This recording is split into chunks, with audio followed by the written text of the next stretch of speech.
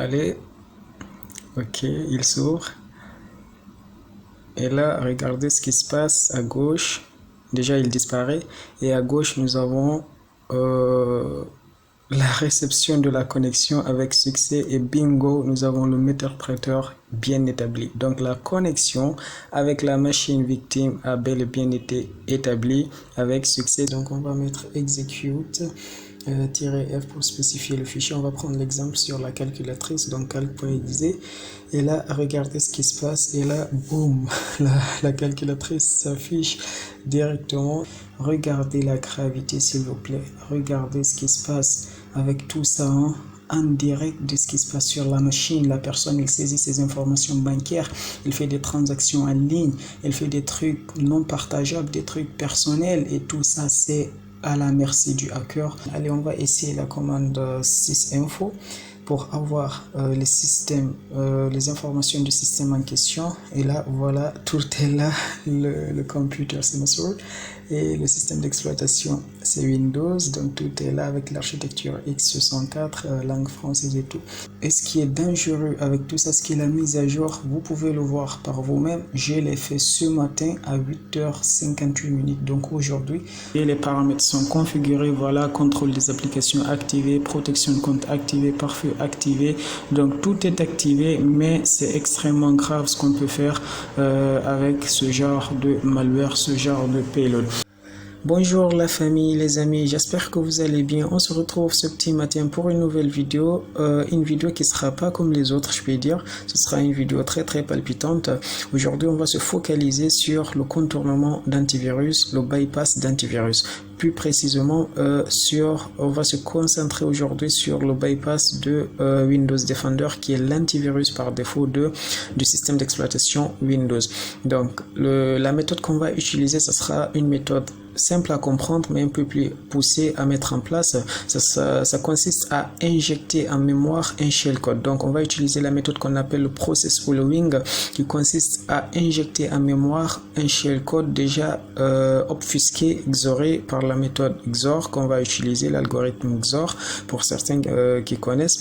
Donc, ça consiste premièrement à réserver un espace mémoire sur la machine victime, et après injecter le shellcode qui est obfusqué, qui est XORé, et après avoir passé le scan automatique des antivirus et tout, en ce moment il y aura une autre fonction qui va déclencher, qui va déchiffrer la fonction XORé, le payload en question, le shellcode, et ensuite qui va se mettre à exécuter les instructions qu'il contient. Et on va utiliser pour cela notre serveur C2 Metasploit pour gérer la connexion entre la machine victime et la machine qui prend le contrôle, d'accord. Donc on va essayer de monter cette architecture, et tout cela, ce qui est plus grave et le but principal de la vidéo, c'est de montrer à quel point un utilisateur peut être vulnérable, et aussi de montrer la vulnérabilité, la faiblesse de faire une confiance surdépassée, si on peut dire, sur les antivirus. Parce qu'il y a de ces personnes qui disent que bah ouais, moi j'ai mon antivirus, j'ai ça, j'ai mon VPN, donc ça y est, je suis safe.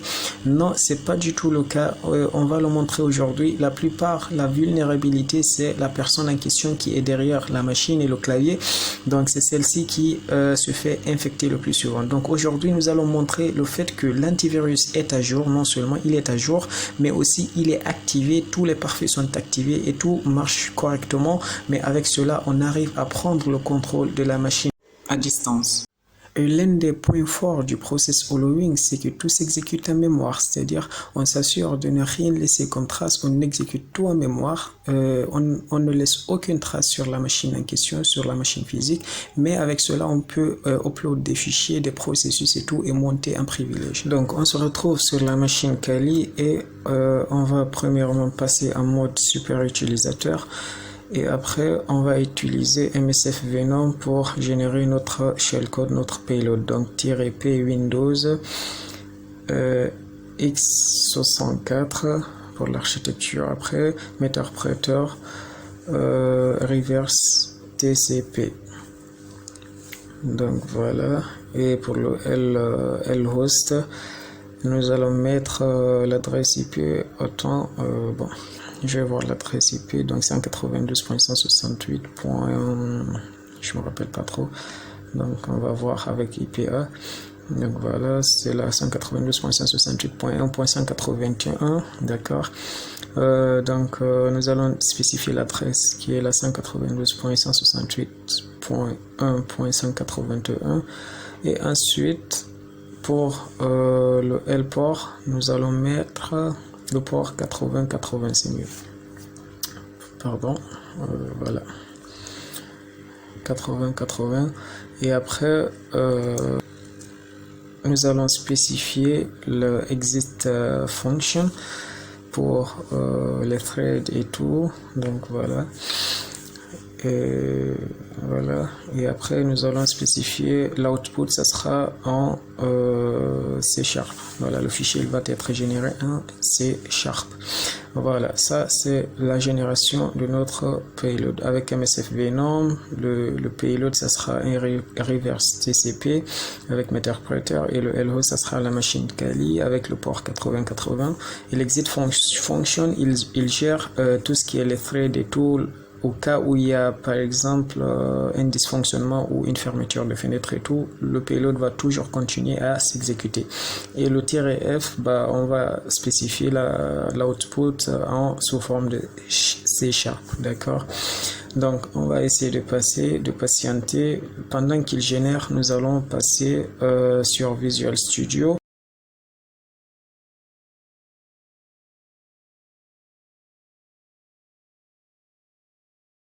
Donc, nous allons ouvrir le dossier obfuscation XOR et nous allons patienter qu'il charge. Et ensuite,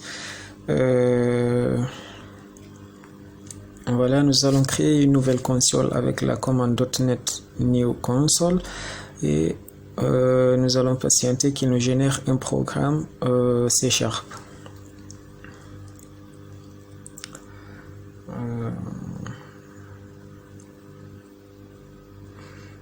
Voilà, donc ça marche.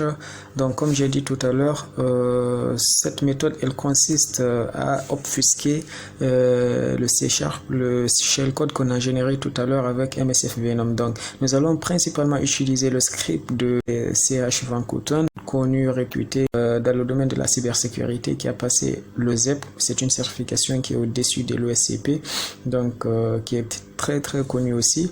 Donc cette personne elle a procuré sur son GitHub les méthodes avec le processus qu'on appelle le process hollowing qu'on a expliqué au début de la vidéo. Donc nous allons nous baser principalement sur ces scripts donc pour générer le payload, le shellcode obfusqué, et après le deuxième ça sera pour le déchiffrer après les scans antivirus.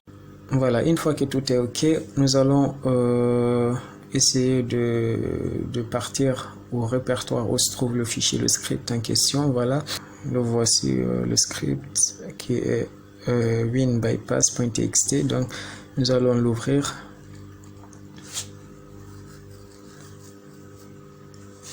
Voilà, donc une fois le fichier prêt, nous allons prendre le premier script qui consiste à obfusquer, comme on l'a dit, avec l'algorithme XOR avec une fonction d'entrée qui est dans notre cas la 0xFA, d'accord.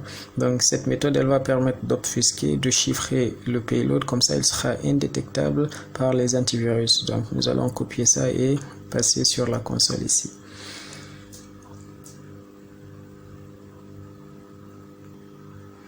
Voilà, donc une fois ça c'est fait, nous allons nous rassurer qu'il y a la même taille d'octets du buffer qu'on a ici, dans notre cas qui est 511 octets.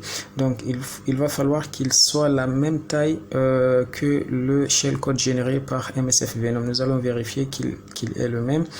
Donc voilà, nous avons aussi exactement 511 bytes, donc ça va. Nous allons ensuite remplacer ce buffer par l'autre buffer qui est déjà présent dans le script, d'accord. Donc faire attention à ne pas laisser un seul octet. Donc ici ils sont générés sous forme d'hexadécimal. Donc nous allons remplacer juste la variable buffer qu'on a ici, voilà. Et après c'est ok, nous allons passer Voilà, tout est ok. Je pense, comme on a dit, il va prendre en entrée une fonction 0xfa et elle sera déchiffrée avec la même fonction. Donc maintenant, on peut compiler notre programme avec la commande publish-p, donc il va nous permettre d'avoir un exécutable qui sera par la suite utilisé, d'accord? Donc on va patienter que ça charge.